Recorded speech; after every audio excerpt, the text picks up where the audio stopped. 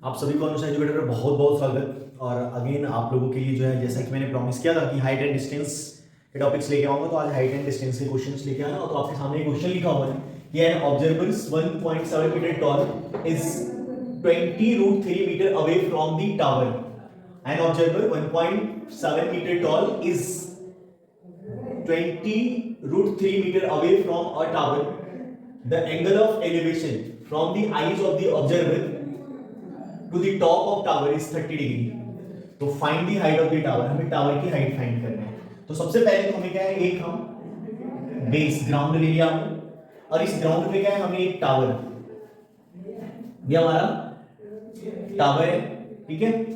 हमने इसे perpendicular draw कर लिया, क्योंकि जैसा आप जानते हैं कि टावर क्या होता है, परपेंडिकुलर होते हैं। तो ये परपेंडिकुलर हो गया टावर।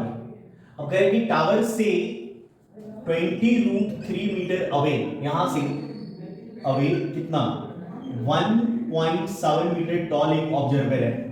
और ये ऑब्जर्वर जो है वो क्या कर रहे हैं, टॉप ऑफ द टावर जो है उसका एलिवेशन बना रहे हैं। एलिवेशन एंगल जो दिया हुआ है ये कितना दे रहा है, यहां से 30 डिग्री। देखिए अब एलिवेशन एंगल यहां से फॉर्म हो रहे हैं, तो आप ऑब्जर्व करें कि ये कितना बना रहा है, 30 डिग्री।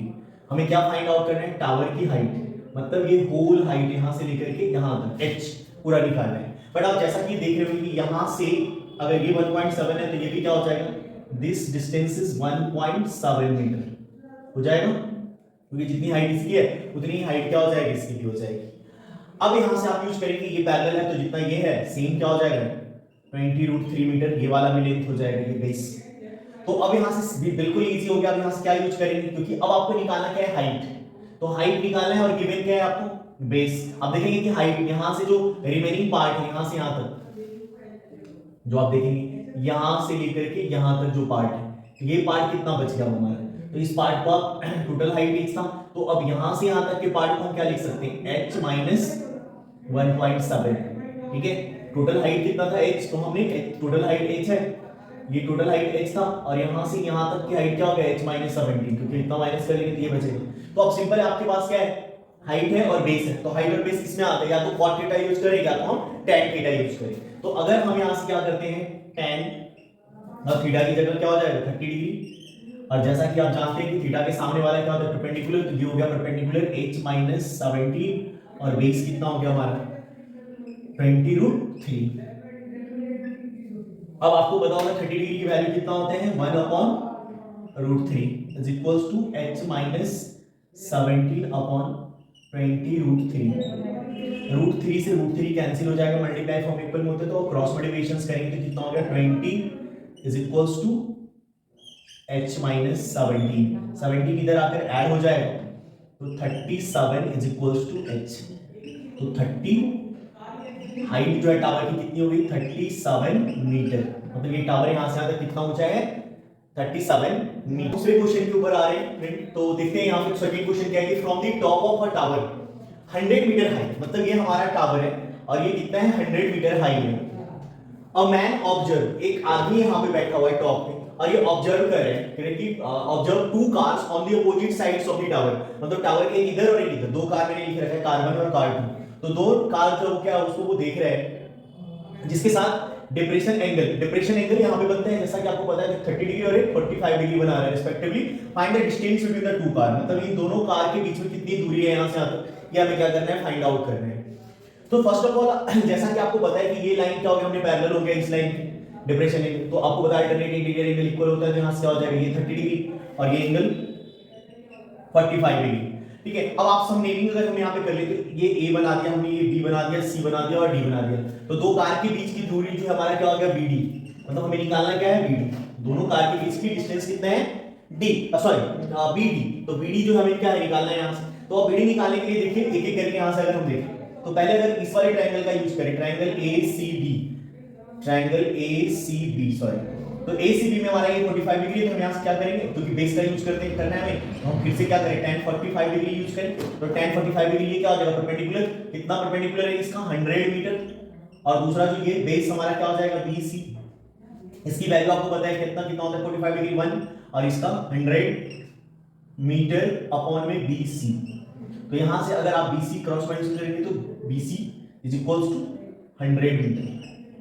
तो BC कितना आ गया हमारा 100 मीटर, B से लेकर C तक कितना आ रहा है 100 मीटर। सिमिलरली उसी तरीके से इसका यूज करते हैं, तो यहां से क्या यूज करेंगे tan 30 डिग्री, सो tan 30 degree again perpendicular upon base, यहां से क्या हो जाएगा 100 और अपॉन में CD, तो CD यहां से, अब यहां से देखिए इसका वैल्यू कितना होता है 1/√3 और ये 100 मीटर अपॉन में CD, क्रॉस मल्टीप्लाई करेंगे CD is equal to 100√3 metre, ठीक है। तो ये आ गया यहां से, और ये दो, अब हमें BD निकालना है, तो BD जो है वो क्या हो गया दोनों के बराबर हो गया ना, BD बराबर क्या हो जाएगा यहां से BC प्लस CD, तो BC कितना आपने निकाला है, BC आपका है 100, BC 100 और ये कितना हो रहा है 100√3, अब 100 आप कॉमन कर लो तो कितना बच गया यहां से 1 प्लस √3 मीटर। अब चाहो तो √3 की वैल्यू पुट करके भी सॉल्व कर सकते हो, अदरवाइज यहां तक भी सही है। तो इस तरह से दो कार के बीच का डिस्टेंस कितना निकल गया हमारा 100√3 मीटर। स्टूडेंट्स हम थर्ड क्वेश्चन लेके आ रहे हैं हेड एंड डिस्टेंस का, जिसमें क्वेश्चन है आपका कि the top of the two towers of height x and y, दो टावर है जिसका एक का हाइट x है, एक का हाइट जो है वो y दिया हुआ है, standing on the level ground, एक लेवल ग्राउंड पे स्टैंड कर रहे हैं, subtend angle of 30 degree and 60 degree. आपको पता है कि जो ज्यादा पास में होता है वो क्या होता है कम एंगल बनाता है, यहां से ये 60 डिग्री और ये मान लेते हैं किसी को भी 30 60 चाहिए आप, तो ये एक 30 डिग्री हो गया और एक 60 डिग्री जो हो क्या है एंगल सबटेंड कर रहे हैं respectively at the centre of the line, centre of the line joining the field, मतलब ये फील्ड को ज्वाइन करने वाला जो लाइन है नीचे वाला इसका सेंटर, सेंटर का मतलब क्या हो गया मिड पॉइंट, तो इसका मतलब है कि यहां से यहां तक का दूरी a मान लिया हमने, यहां से यहां तक का दूरी भी क्या हो जाएगा a, क्योंकि दोनों बराबर हो जाएगा सेंटर पॉइंट है, तो हमने यहां से यहां मान लिया a और यहां से यहां भी मान लिया a, हाइट x दिया हुआ है, ये क्या y दिया हुआ है, हमें निकालना क्या है x और y का रेशियो निकालना है। तो अब हम बिना देख किए क्या करते हैं इसका यूज करते हैं, तो पहले हम sin थीटा यूज करते हैं यहां, सॉरी क्योंकि यहाँ पे क्या हमारा बेस और परपेंडिकुलर है, तो हम क्या करते हैं यहाँ पे tan 30 डिग्री का यूज करते हैं। सो tan 30 इज इक्वल्स टू क्या हो जाएगा यहाँ से x अपॉन a, 30 डिग्री का वैल्यू पता है आपको 1/√3 x upon a, cross multiplications करेंगे यहाँ से, तो a is equals to √3x लिख सकते हैं इसको, क्लियर है।